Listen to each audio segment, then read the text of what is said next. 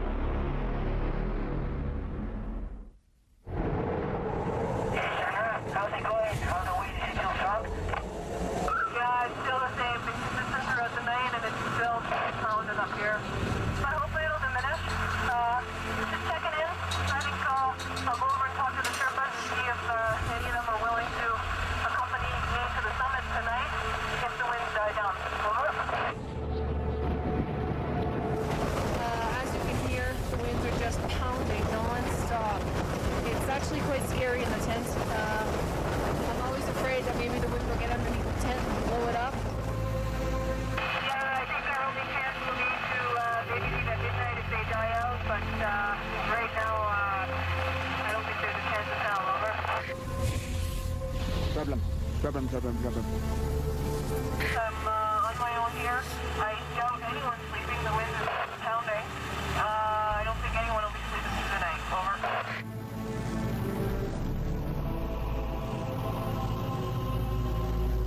After 45 days of struggle on Mount Everest, Shauna Burke is trapped in a tent within striking distance of the summit. Her supplies are running out, her body is dehydrating, and the frozen wind is now gusting at 120 kilometers an hour. She's got to leave this place, but the mountain has her petrified. Down below, in the calm safety of base camp, expedition leader Ben Webster is tormented. He is supposed to be up there with Shauna. He wants to be up there with her. Shauna's not just his climbing partner, she's his girlfriend.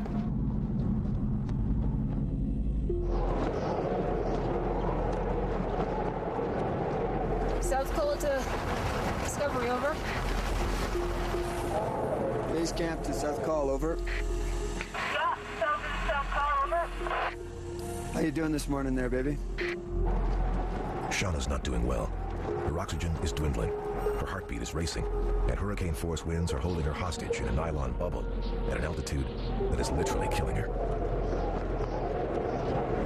Here we are, up at the South Pole. I spent the night, last night, by myself in the tent. I did pretty well throughout the night, but got quite scared come 5 o'clock in the morning when the winds were still howling. I thought that maybe my tent would get blown, you know, right off the face. So it got a little bit scary, but I made it through the night. Hopefully we won't have to do it again tonight. Team leader Ben Webster knows the cold reality of Shauna's situation. 4 years ago, after successfully summiting Everest, Ben almost didn't make it down. Altitude sickness immobilized him in the exact same spot Shauna's stuck in now. Ben knows that if the winds up there don't die, there's a good chance his girlfriend will. You just gotta roll with this and believe in your heart of hearts that you're gonna get your shot. That the weather will come good late tonight and you'll get your shot, over. Okay, I'll keep my fingers crossed. In terms of ultimate goal, everybody comes home. To my mind, an expedition is not successful if you were to summit and lose somebody in the way. I don't see it as something natural that I'm consciously putting myself into an environment where I could possibly die. So I'm aware that it could happen, but it does sit on me. And the way I try to cope with it is try not to think about it very often, and so it doesn't overwhelm me and paralyze me.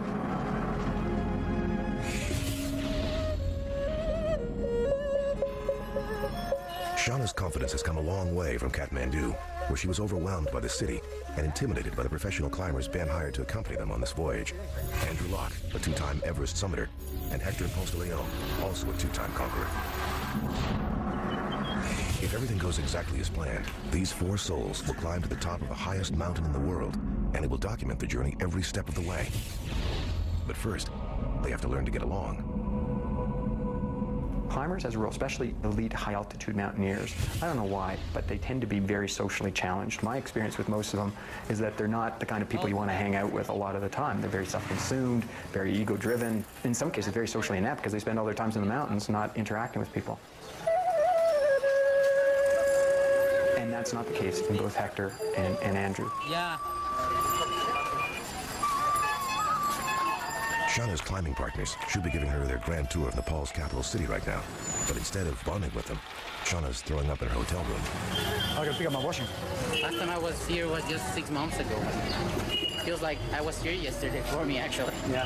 The people of Kathmandu are used to seeing mountain climbers. All the greats have walked these streets. Sir Edmund Hillary, Tenzing Norgay, George Mallory. This section, called Tamil, is where they came to search out bargains en route to the summit. It's a buzz to be a part of that same industry, if you like. That those great names came and climbed these huge mountains years before us, and now we're climbing those same mountains. And we're coming through the same jumping off point, and that's really exciting. There you go. Here's a bit of gear.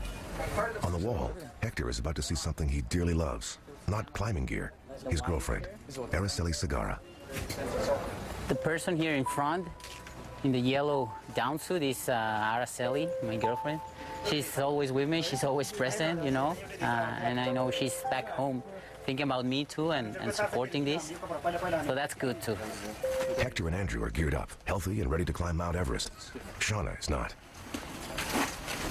She's still slowly recovering. She asked if she could bail from dinner tonight, and I said absolutely. If she's not feeling right, she should gain her strength. I actually, unfortunately, I didn't go out to dinner with the team last night, which I felt really bad about. I haven't had the chance yet to get to know everybody and to talk with them one-on-one, just because I've been feeling under the weather.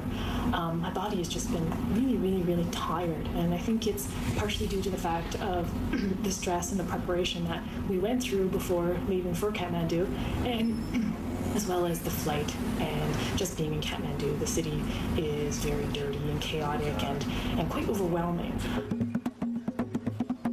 After 3 days, Shauna feels strong enough to emerge. Priority list. She doesn't want to be seen as the woman or the weak link in the chain. And I don't doubt for a second she's going to work hard to prove to us that she isn't a weak link. I think she's going to find it hard because she hasn't done lots of other 8,000 metre climbing, and it's just a different world up there. After a week in Kathmandu, Team Discovery heads for the airport. Here, they hook up with members of their Sherpa team and fly to Lukla, a remote village carved into the side of the Himalaya. This is where the first steps to the summit will be taken. No more vehicles, no more civilization. Now, it's just you and the mountain.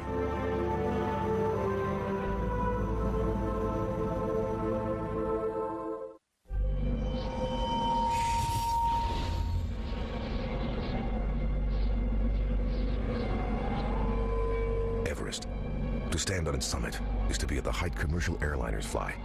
It's the pinnacle of dreams for elite mountaineers. Many have perished trying to reach its summit. More than 180 people have died on the mountain. One for about every 30 attempting to climb it, or one for every 7 who have reached the summit. Everest can be a place where people can't see or move, where tents are ripped apart, where all the high-tech gear in the world can't save you. And yet this season, 250 Western climbers will attempt to summit, and some will die trying. Not known as the most technical mountain to climb, it's still among the most treacherous, with its sheer altitude and the ever-changing weather.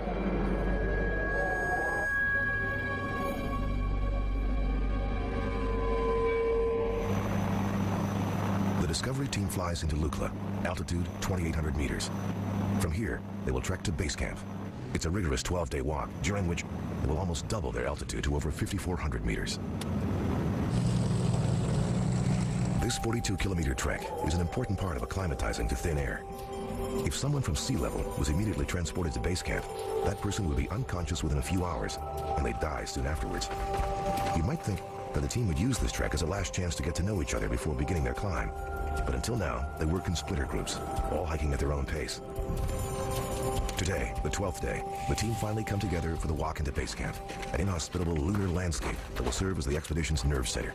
This is it, base camp. Welcome home. Yeah, it's just funny. It's just like I was here yesterday. It's actually, nothing's changed. I mean, the glacier changes, but I spent such a big part of my life in this base camp. It's like coming home again.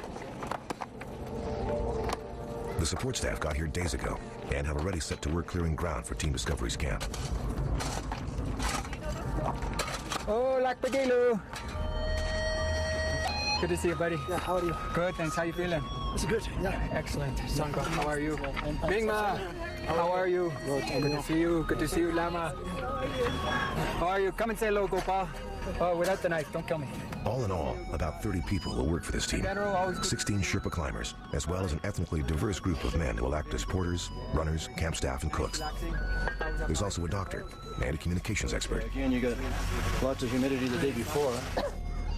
Right now, Ben is speaking with his head climber, the famous Lakpagelu Sherpa. Lakpagelu holds the world speed record on Everest from base camp to summit in under 11 hours. He and his right-hand man, Nyingma Sherpa, have an incredible 19 Everest summits between them. Attempting to summit without Sherpas is as dangerous as attempting to summit without oxygen. Spin that way. Yeah. We're trying to create a big platform here for our communications team. So, it means a lot of BF and I. Brute force and ignorance. Strong back, weak mind. All right, ready? While the men set up camp, the only female in the crew stands back, doubts her abilities, and has second thoughts. I would say the last couple of days I've been feeling a little bit intimidated by the mountain itself, and I began questioning whether I really belonged here and whether I really had what it takes to make it to the summit of Mount Everest. And I think the reason that was happening was because I'm surrounded by such a strong team. Both Hector, AJ, as well as Ben are very, very physically fit. I'm physically fit as well, but they're on a different level. And I think their mental toughness is also something that is extremely that they're extremely good at.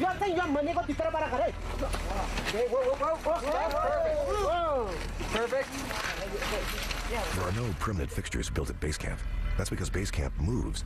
It's an active glacier that melts and shifts and changes shape as each day gets warmer. To make it more challenging, there's no electricity, no plumbing, and the nearest store is 3 hours away. Another problem, real estate's getting scarce. It's pretty crowded, but that's the nature of the game. It's a restricted space, a finite base camp. But yeah, we've got some great equipment here, and the boys are right into setting it up.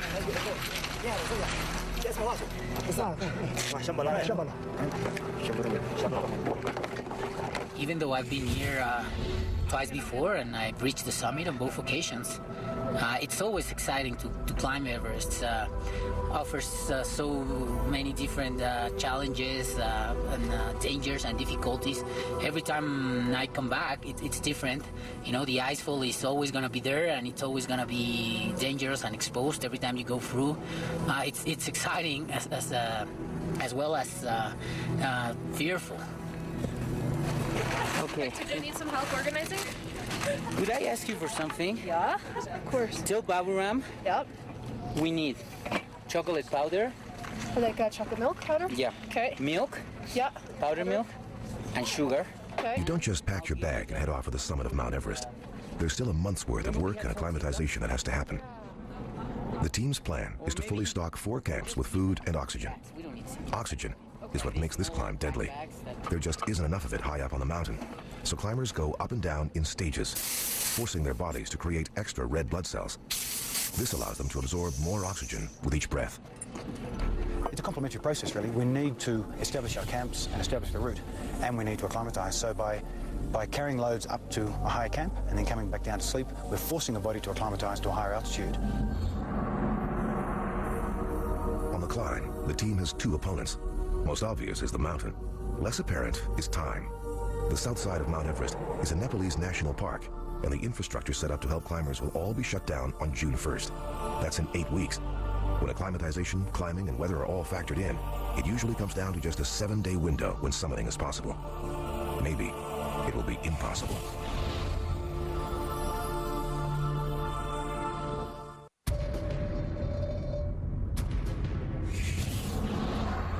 Mount Everest is blanketed in religion, superstition, and myth.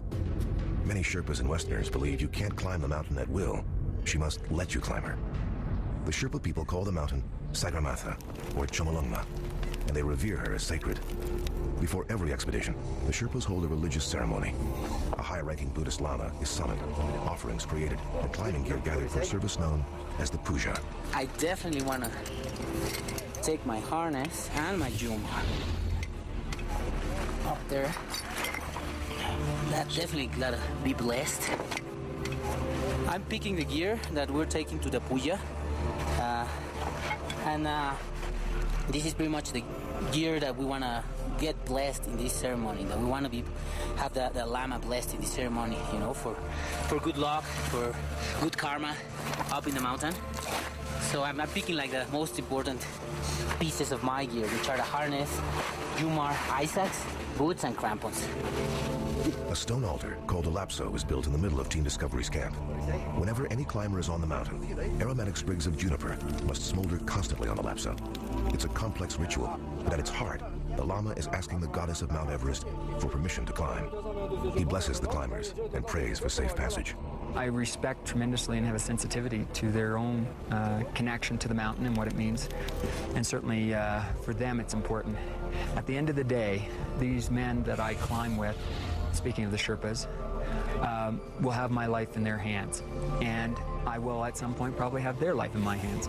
And so that trust has to be there. And one of the things you want to do is build that trust by respecting each other's culture and belief system.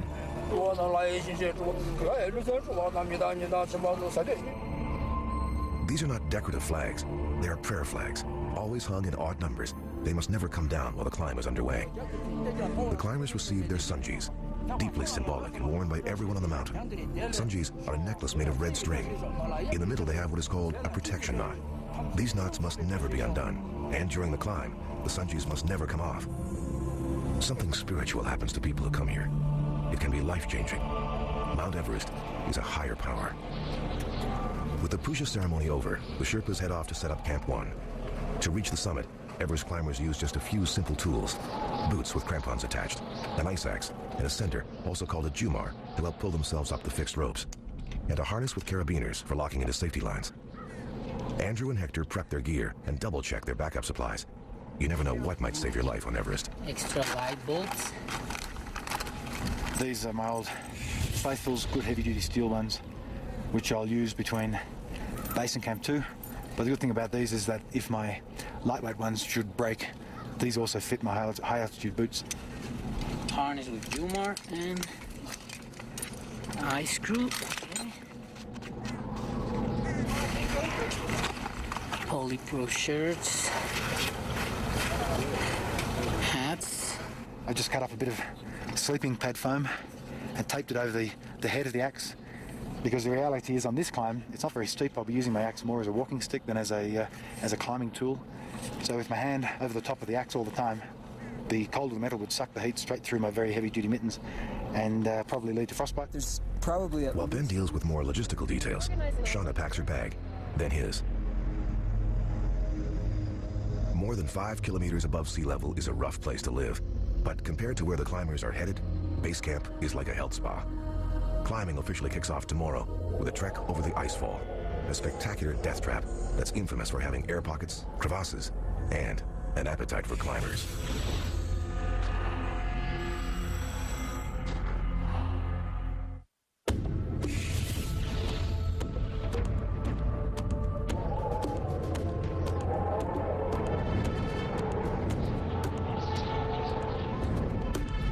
Climbing Mount Everest officially starts today. Team Discovery still hasn't formed a strong social bond. For professionals, that's no problem. In fact, it's normal. Until now, no complaints. For as far as the core climbing team of Ben, Shauna, Hector, and myself goes, I'm having I have a very good feeling. I very much enjoy Hector's company and trekking with Hector. I'm sure he's going to be very strong on the mountain. Ben obviously is very tied up with the management and logistical side of this expedition, and that should ease off for him in the next few days. So haven't had much interaction with him. I feel very good about how things are coming together right now. Both Andrew and Hector are pretty much as advertised, real hard men. I'm feeling very good about the whole team, about everyone that's gonna be on the climb. Especially, I really like Ben's way of leading this team, you know. Shauna is very quiet, but she's very nice, and I'm sure she's keen to get on with the climb as well. Every day that I wake up, I sort of have to pinch myself and say, here you are, you're at Everest, you're doing this, you're one of the climbers, you're not just one of the trekkers coming up here. So, all in all, pretty happy.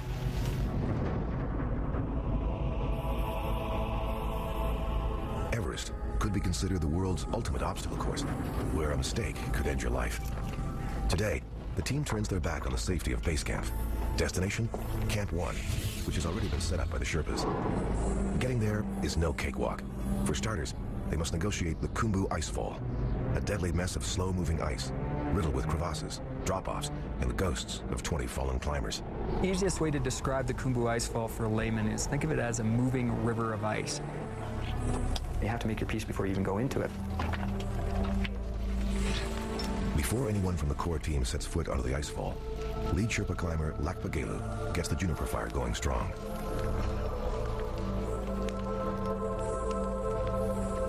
Prayers are said, thoughts are gathered, and the climb is on. The icefall is one of the most dangerous sections on the entire mountain. 10% of Everest deaths happen here. Unfortunately, climbers must travel back and forth over this minefield repeatedly if they're going to summit. And they never get used to the icefall, because it's a flowing, freezing, thawing, cracking, shifting glacier that is different every day.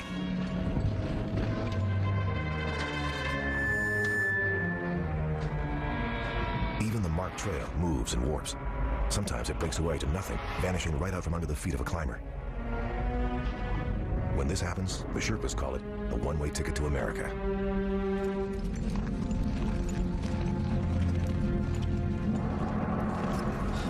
In all the seasons that I've been here, this icefall has never been the same 2 times running. It's just so broken up, just so chopped up every single time. You feel those little rumbles, those little thumps underneath your feet. And you just never know if it's the little one or the big one. I'm always glad to get out of here.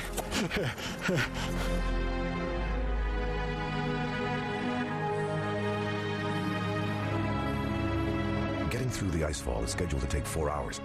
If they do it and reach Camp 1, the team will have gained 600 meters in altitude. That's like climbing to the top of Toronto's CN Tower, twice.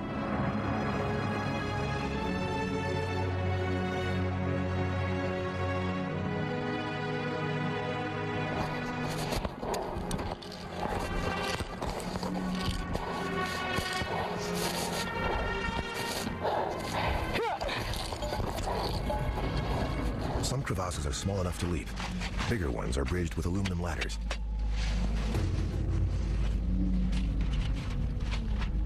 Meet the Icefall Doctor, perhaps the most famous man on Mount Everest. For 28 years, this Sherpa has made it his business to bridge any gap in the icefall. This particular crevasse has been spanned by 4 household ladders, lashed together with half-inch polypropylene rope. Head Sherpa Lakpa Gelu is very familiar with the skywalks constructed by his friend. Still, he clips his harness into the safety line before setting across. Structural engineering has turned into a family business for the Icefall Doctor. This year, his son is working with him.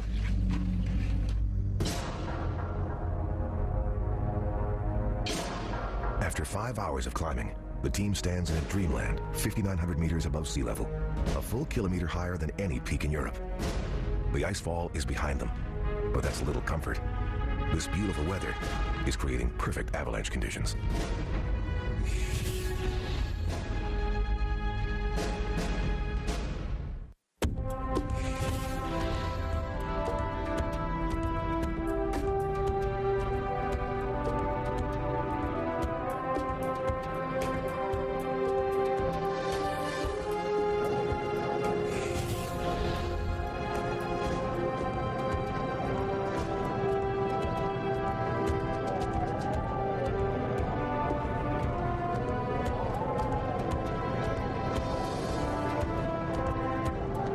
Discovery has made it to the first of 4 camps they plan to establish on the face of Mount Everest. This is an exciting day. Being here means the dream has really begun.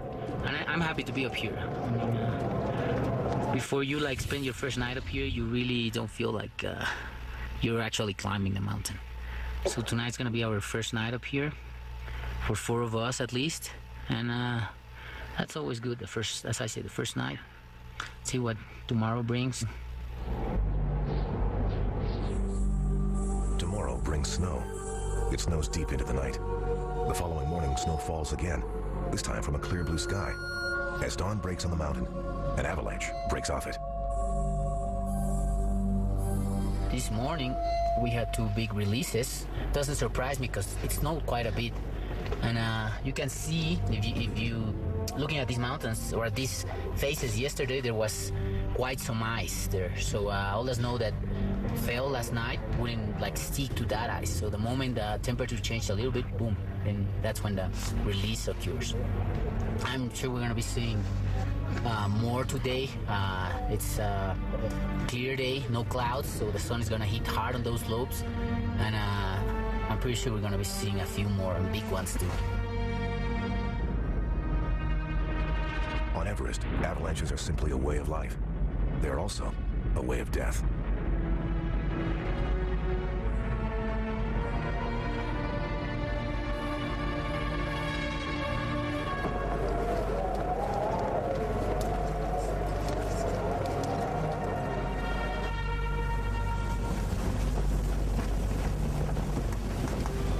When you dive deep underwater, pressure can force your eardrum to flex inward, causing intense pain.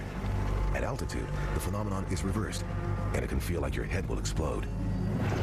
It's like somebody's taking a couple of needles and it's just driving into the ears. At the moment. Do you want me to radio down to Matt and ask him if he... Well, I just took some sinus medicine. I'm hoping that'll help clear the passages. But this is not a lot of fun at the moment.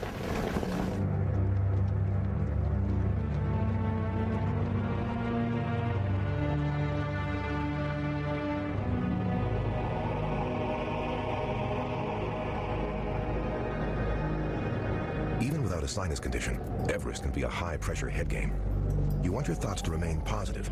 However, there are variables beyond your control, like who sets up camp beside you. In Camp 1, Team Discovery has a neighbor whose presence is messing with Hector's head. Meet Andreas, leader of a climbing team that has the same summit plan as Team Discovery.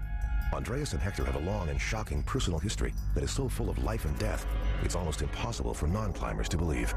I know some of the guys in this team, specifically this guy named Andres.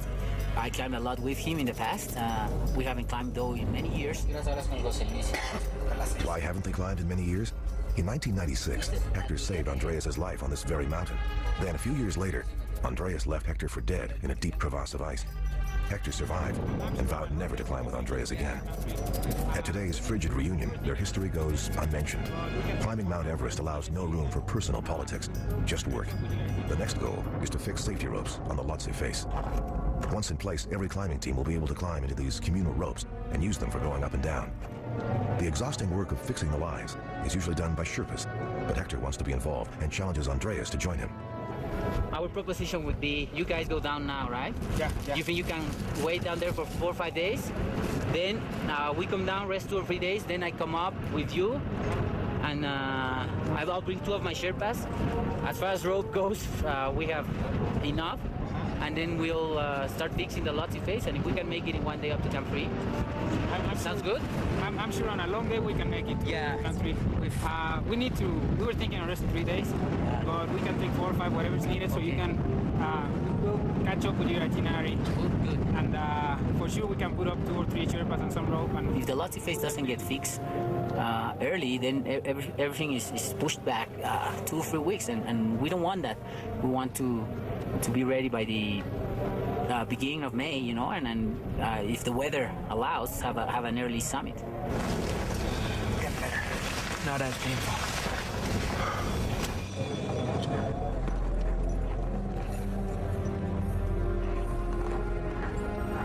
The team spends 2 lightheaded days at Camp 1. Oxygen levels here are half what they are at sea level. Lack of oxygen can confuse climbers. It's time to go back to base camp. For Shauna, it will be a paralyzing trip through the icefall.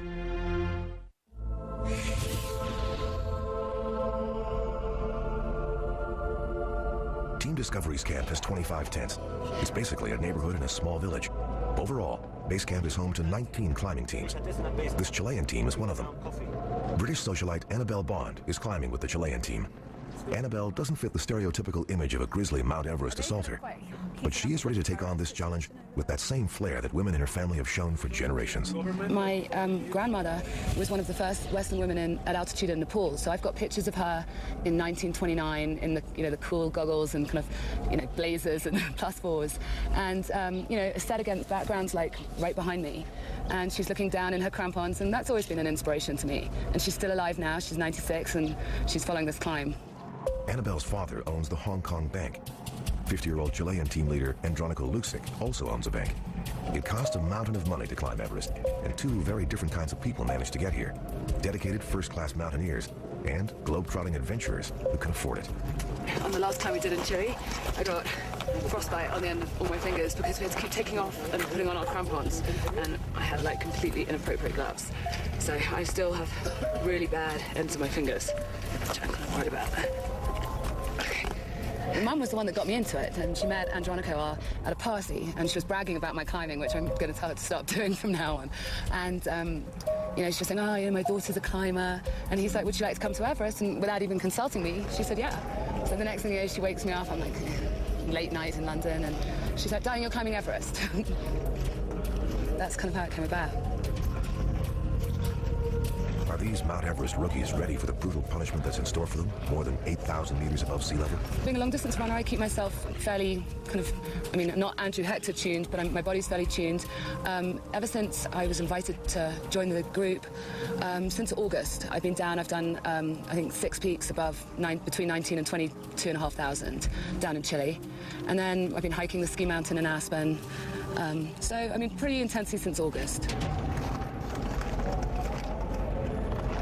It's now the second week of April.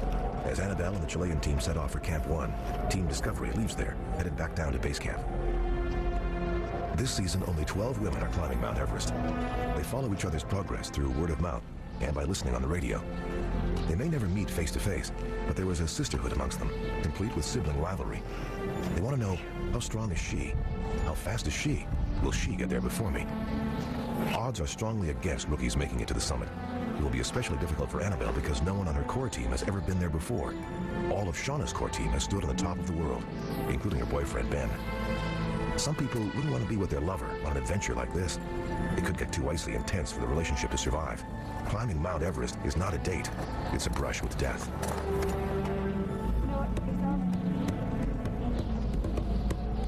Early in the icefall, Annabelle is stopped cold by a single ladder. To get to the top of Mount Everest, you need determination and creativity. Annabelle sees an obstacle and gets down to it. Do it, but I just feel more comfortable like this.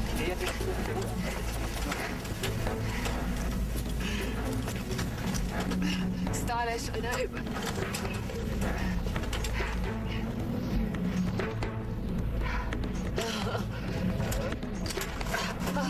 Phew! Sorry. Just moved style. My God. I have really sore knees. The higher you get, the more you realise what a huge mountain this is. And, there's so much that can go on up there. I think the whole climb is one tough climb. And anyone who says it's fixed nines the whole way, I don't care. It is tough.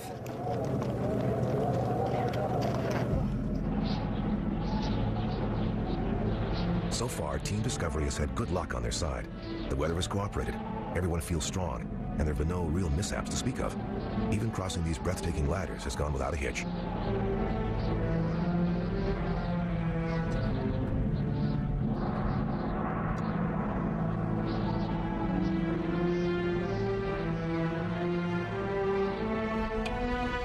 Always in the back of my mind there is that sort of fear that one misstep could lead to my death. Slow and easy now. Be sure. Good girl.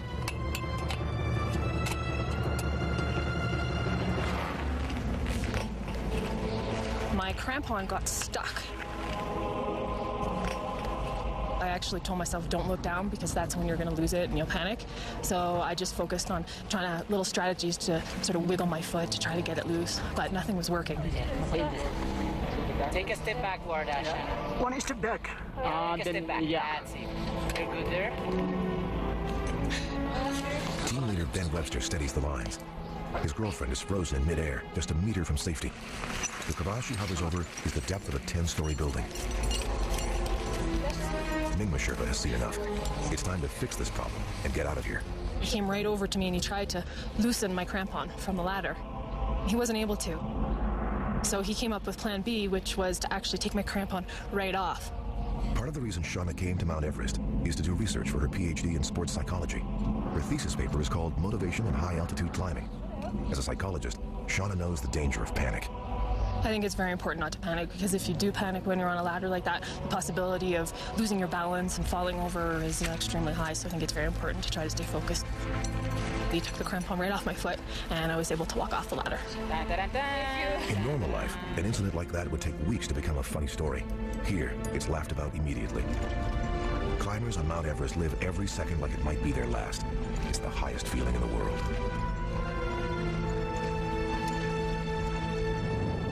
On the next episode of Ultimate Survival, Everest, a sick doctor brings his virus to base camp. Usually these things last 3 to 5 days, but who knows? Ben descends to the edge of oblivion. We're gonna go real slow and real careful on the way down. And Annabelle stares death in the face. I've just seen my first dead body. I'm not really enjoying that experience.